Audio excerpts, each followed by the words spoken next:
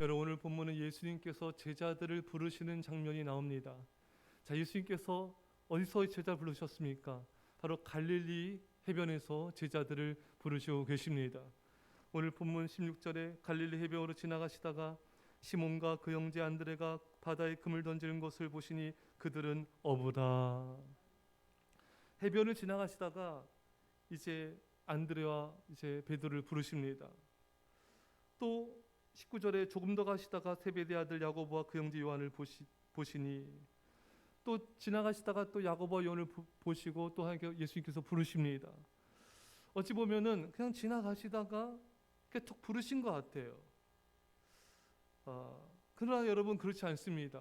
예수님은 제자들을 선택하기 위해서 엄청난 기도를 들으셨습니다.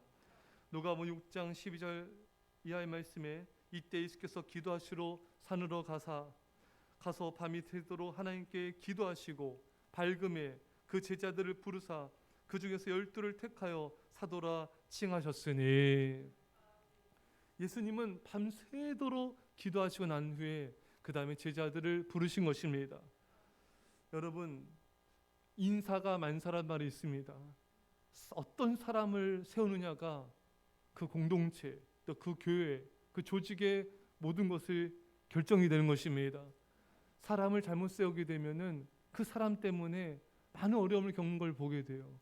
하지만 믿음의 사람을 세웠을 때는 정말 그 공동체와 교회에 놀라운 풍요가 일어나게 된 것을 보게 됩니다. 이것은 세상 어느 집단도 조직도 마찬가지인 것입니다. 여러분, 따라서 우리는 정말 기도하고 모든 일을 결정해야 됩니다.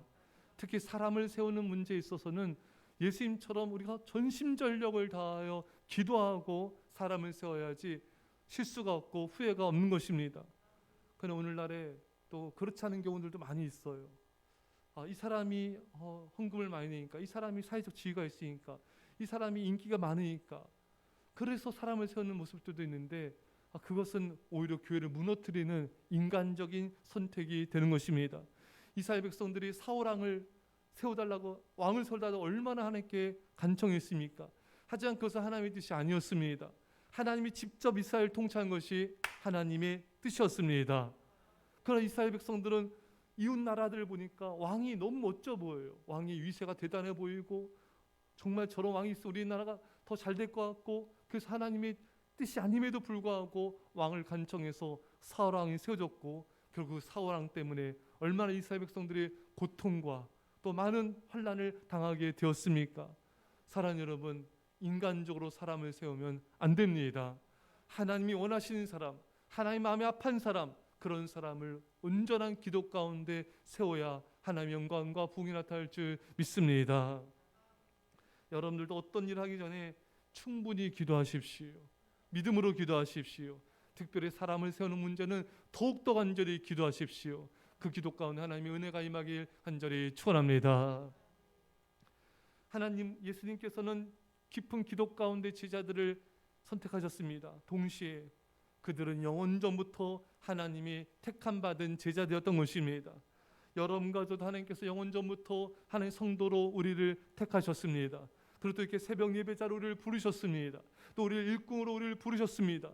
이것은 영원전부터의 작정이셨던 것입니다. 그래서 우리는 감격해야 되는 거예요. 신앙은 감사 그 이상도 그 이하도 아니에요. 신앙은 감격하는 것입니다.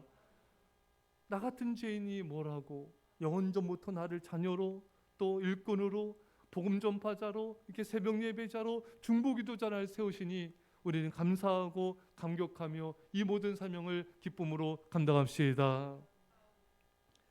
자, 예수님께서는 뭐라 말씀을 하셨습니까? 나를 따라오라. 내가 너희로 사람을 낚는 어부가 되게 하리라. 나를 따르라. 사람을 낚는, 생명을 구원하는 자가 될 것이다. 여러분과 저는 생명을 구원하는 자로 살아가야 됩니다. 물고기 잡는 위치에서 이제 베드로, 야고보, 또 요한, 안드레는 사람을 구원하는 위치로 바뀌어지게 됩니다. 많은 사람들이 물질을 따라가는데, 여러분, 우리 예수님께서는 우리의 가치관이 변화되어라, 삶의 목표가 바뀌어라, 너의 바라보는 것이 바뀌라고 말씀하고 계신 것입니다. 사랑하는 여러분, 무엇을 바라보고 있습니까? 어떤 것을 바라보고 있습니까? 생명을 바라보십시오. 잃어버린 한 영혼을 바라보십시오. 매일매일 복음을 전파하며 살아가십시오.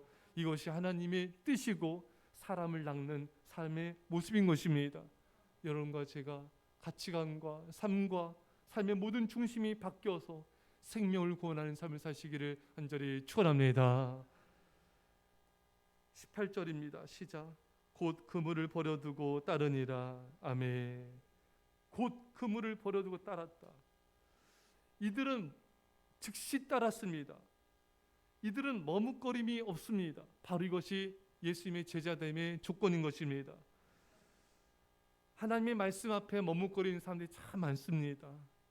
즉각적으로 순종하는 사람들이 너무나 많습니다. 이 말씀을 따르면은 좀 힘들어질 것 같아요. 시간적, 재정적 여러 가지 삶의 모습에 또 이 말씀 따르면 너무 두려워질 것 같아요. 사람과 부딪혀야 될 것 같아요. 이 말씀을 따르다 보면은 사람들 앞에서 정말 내가 드러날 것 같아요. 여러 가지 이 이유 때문에 말씀에 즉각적으로 따르는 사람들이 많지가 않아요. 생각해보고요. 다음에요. 정리 좀 해보고요. 뭔가 형편이 나아진 다음에요. 이런 사람은 따르지 않으려는 어떤 자기가 불순종하는 것에 대한 정당성을 확보하고자 그저 미그적거리는 것에 불과한 것이 되는 것입니다. 사랑하는 성도 여러분, 말씀 앞에 즉각적으로 순종한 사람이 예수님의 제자인 것입니다. 이러려면 여러분, 사람이 단순해야 돼요. 생각과 마음이 단순해야 돼요. 이 제자됨의 조건은 단순성인데 이건 생각이 없다는 게 아니에요. 생각이 깊지 못하다는 게 아닌 것입니다. 하나님의 말씀 앞에서는 내 생각과 사고를 다 이성을 십자가에 못 박는 것입니다. 하나님의 말씀 앞에서는 복잡해서는 안 됩니다. 많은 사람들이 말씀을 듣고 마음이 어려워요. 생각이 복잡해져요. 이건 뭐냐면요, 불신앙한다는 거예요. 말씀을 듣고 생각이 복잡해지고 마음이 어려워진다? 이건 내 생각이 많다는 거예요.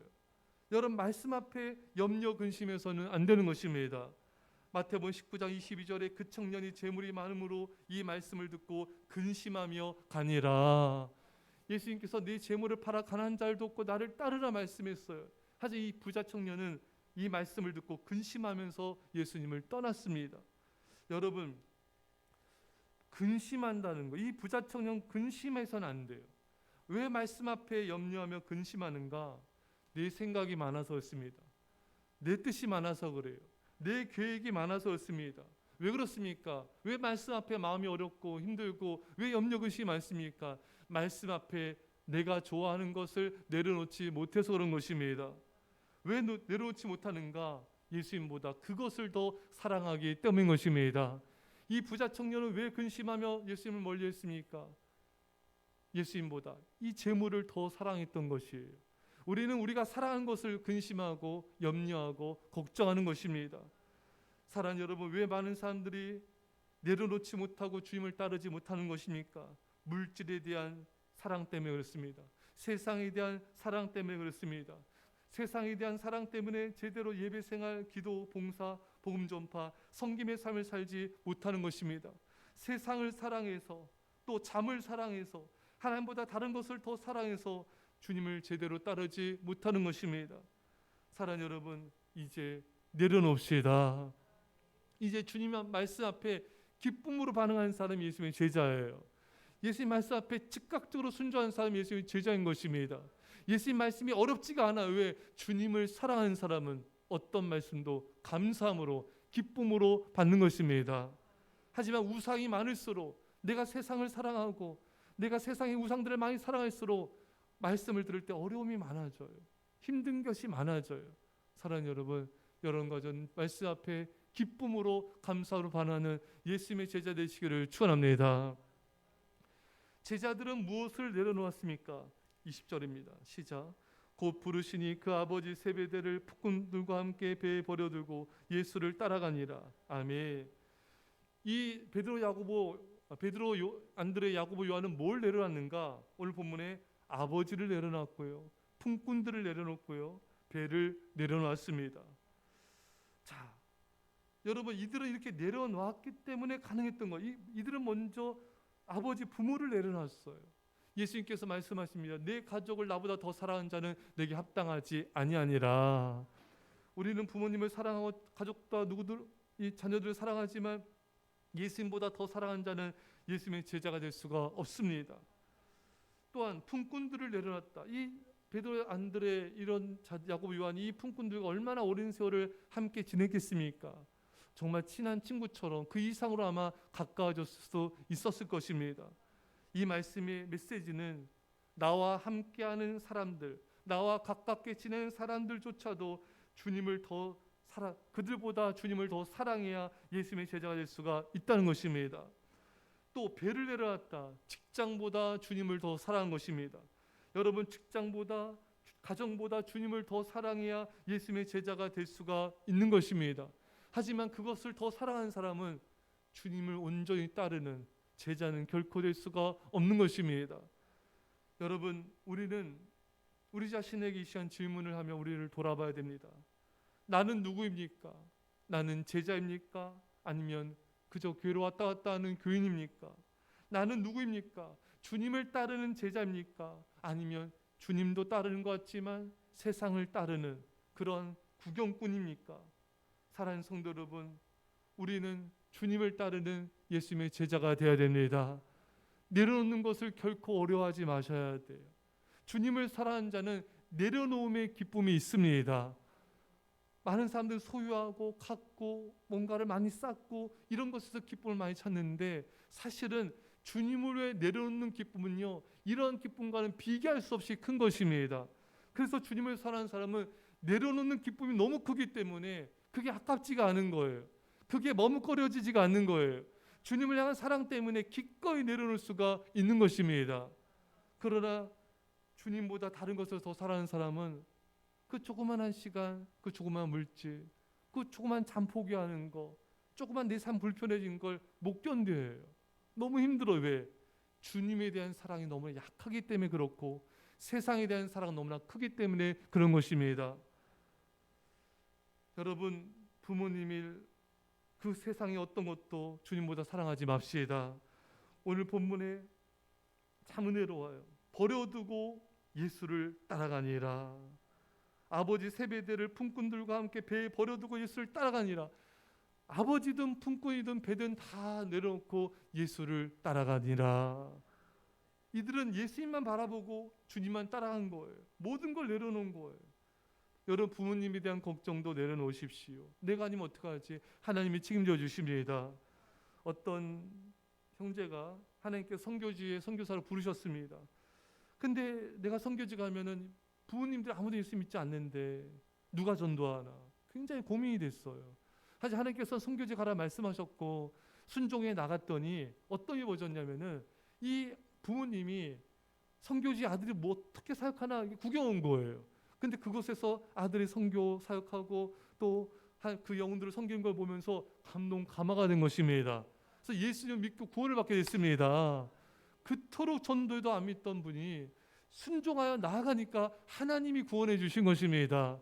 여러분, 우리는 순종하면 하나님은 나머지 것을 책임져 주십니다. 모든 것이 마찬가지입니다. 미래에 대한 걱정, 뭐 먹고 살지? 내가 주님 따르면은, 내가 헌신하면은 어려워진 거 아니야? 집은 어떻게 장만하지? 결혼은, 자녀는? 사랑하는 여러분, 순종하면 하나님이 나의 인생을 책임져 주십니다. 다 내려놓고 주님만 바라보며 나아가야 됩니다. 주님만 사랑해야 됩니다. 주님의 부르심 따라 살아가면 되는 것이에요. 여러분, 주님을 따른다 해서 가정생활도 대충 하고 직장생활도 대충 그런 거 아니에요. 주님 일도 열심히 하지만 가정일도 열심히 해야 돼요. 할렐루야. 집안일도 더 열심히 해야 돼요. 직장일도 더 열심히 해야 됩니다. 주님 따른다고 그것을 소홀히 해서 안 되는 거예요. 하나님 그거 원치 않습니다. 주님을 따르면서 내가 있는 현실에서도 열심히 부지런히 살아가야 되는 것입니다.